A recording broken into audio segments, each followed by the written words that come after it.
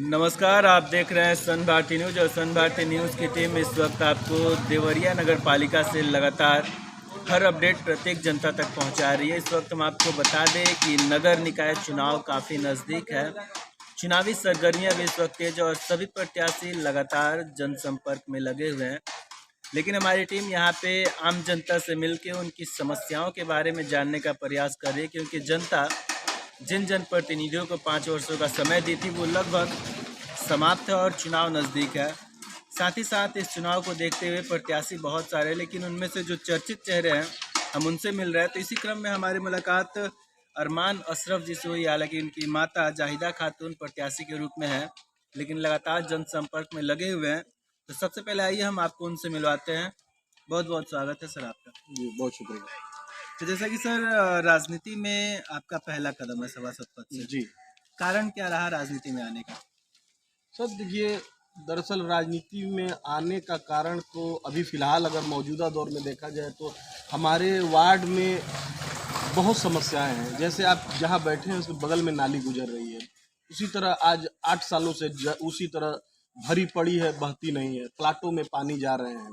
दूसरी, जब से नगर पालिका बना, जब से जो तार लगे हुए हैं उसी तरह जर्जर तार बने हैं, रास्ते वही हाल है। तो मौजूदा दौर में तो हमारा मुद्दा यही है और इसी कारण मैं राजनीति में उतरा हूँ नगर पालिका के चुनाव के लिए।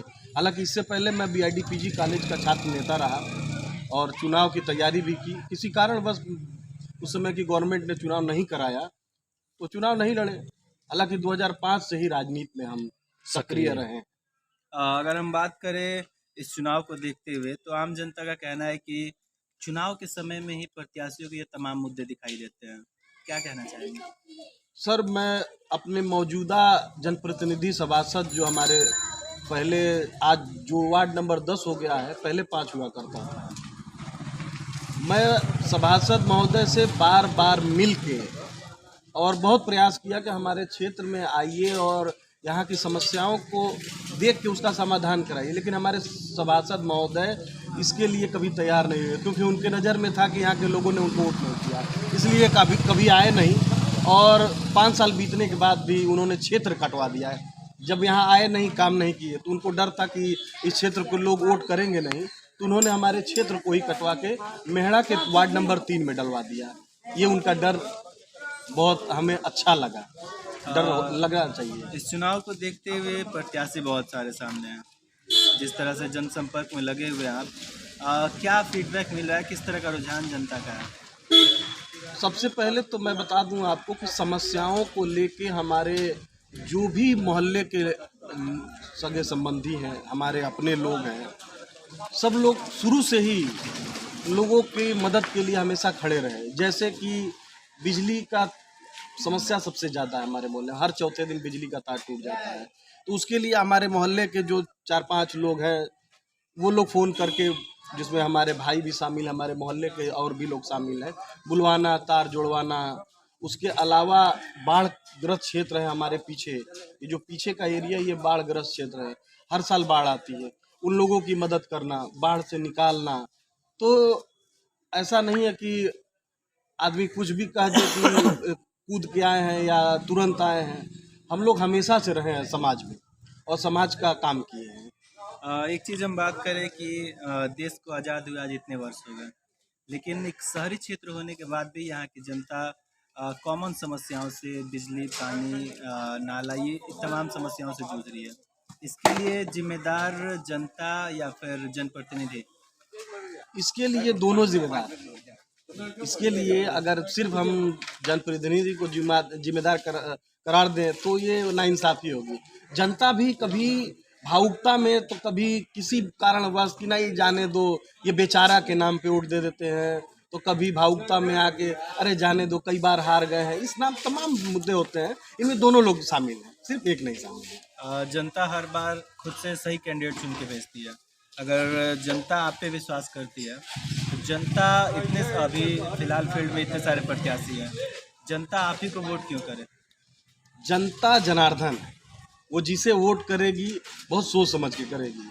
अभी जैसे आपने पूछा कि हर बार अच्छा कैंडिडेट चुनती है और उस पर विश्वास करती है, तो एक बार मेरे ऊपर भी विश्वास करके उसको चूज़ करना पड़ेगा कि अगर मैं अरमान अशरफ को जो जाहिदा खातून के पुत्र हैं, उनको अगर चुनते हैं तो आपकी समस्याओं का समाधान कराने के लिए ये जिस तरह से ये समाज में बने हुए हैं, और इससे पहले से 2005 से हम राजनीति में हैं, बीआईडीपीजी कॉलेज से लेके इससे पहले विधानसभा लोकसभा चुनाव में भी हम किसी पार्टी से कभी नहीं रहे, व्यक्ति विशेष के साथ रहे और सक्रिय रहे।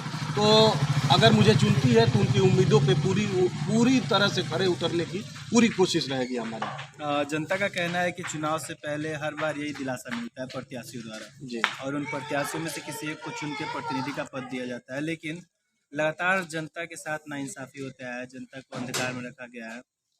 क्या कहना चाहेंगे, जनता विश्वास कैसे करे आपके बारे में? जनता विश्वास कैसे करे, सबसे बड़ी चीज़ है कि जनता जो है ये खास तौर से हमारे वार्ड में ये बाहर को लोगों को चुनती है। इससे पहले देख लीजिए, पिछला 2 रिकॉर्ड देखिए, अभी जो मौजूदा हैं वो भुजौली के रहने वाले हैं, उसके पिछले पुरवा के रहने वाले हैं। तो धोखा तो मिल ही जाएगा, अपने तो अपने होते हैं। जैसा कि आपका कहना है कि 2005 से लगातार राजनीति में सक्रिय रहे हैं और इस चुनाव में जनता उन्हीं के पक्ष में जाना ज़्यादा पसंद करती है जो जनता के लिए लगातार कार्य किए हुए हैं। हालांकि अभी तक आप किसी पद पे नहीं थे, लेकिन एक समाज सेवी के तौर पे यहाँ की जनता के लिए क्या कुछ कार्य आपके द्वारा किए जा रहे हैं? सबसे बड़ा कार्य तो हमारे इस लॉकडाउन जो पिछला लगा हुआ था, उसमें लोगों ने देखा कि हमारे मोहल्ले के लोगों ने लगभग 45 घरों को ये लकड़ी की दुकान है, फर्नीचर, यहीं पे खाना हमारे मोहल्ले के सभी संभ्रांत लोग और लड़के सब मिल के खाना बनाते थे।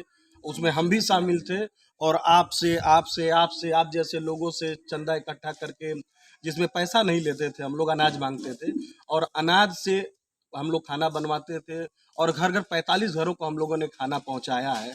तो इससे बड़ा प्रमाण हमारे लिए और कुछ नहीं होगा।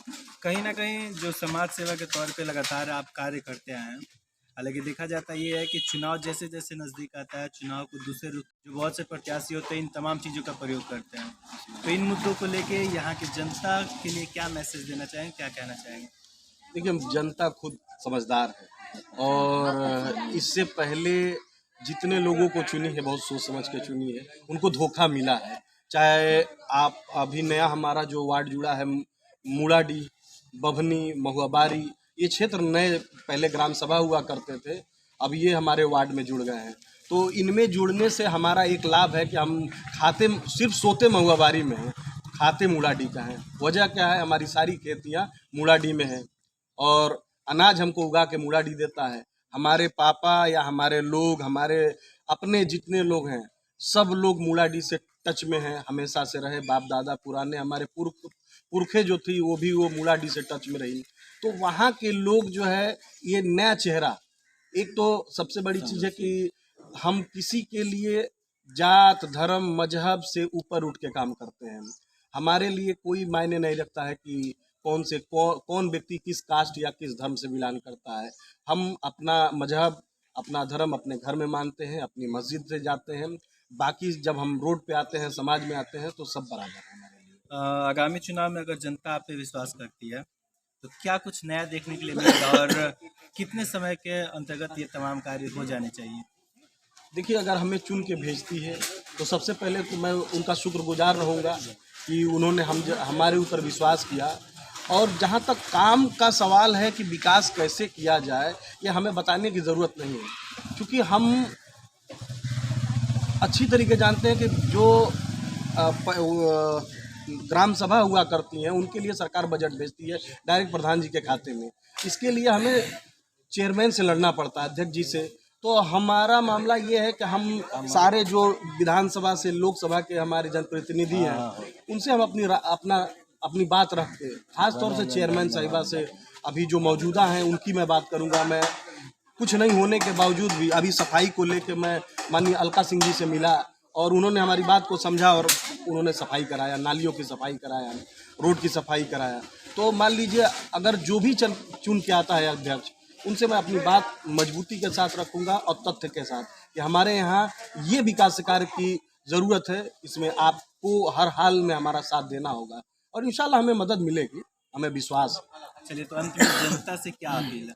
जनता से हमारी यही अपील है कि जात धर्म मजहब से ऊपर उठ के अच्छी सोच, नई सोच को आप एक बार वोट करें और क्षेत्र में विकास जो रुक गया है, चाहे वो मूलाडी हो, बड़ी बभनी हो, महुआबारी हो, या हमारा ये जो नगर पालिका का शुरू से रहा क्षेत्र, उसमें जो विकास कार्य नहीं हुए या जो रुके हुए हैं, उनको आगे बढ़ाने के लिए एक बार अरमान अशरफ, जाहिदा खातून के पुत्र को मौका देना ही चाहिए। ये भी वादा ही है या फिर धरातल पे नहीं, ये वादा नहीं है, ये हमें ज़मीनी स्तर पे काम करके दिखाना है, क्योंकि हमने देखा है कि लोग छुपते हैं। वोट का मामला ऐसा है कि जब चुनाव हार जाते हैं या जीत जाते हैं तो समाज से गायब हो जाते हैं, क्षेत्र से गायब होते हैं, और जो जीत जाते हैं वो काम नहीं कराते हैं तो फिर वोट मांगने में उनको धन बल और बाहुबल का इस्तेमाल करना पड़ता है, जातियों का इस्तेमाल करना पड़ता है। तो हम ऐसा दिन देखना पसंद नहीं करेंगे।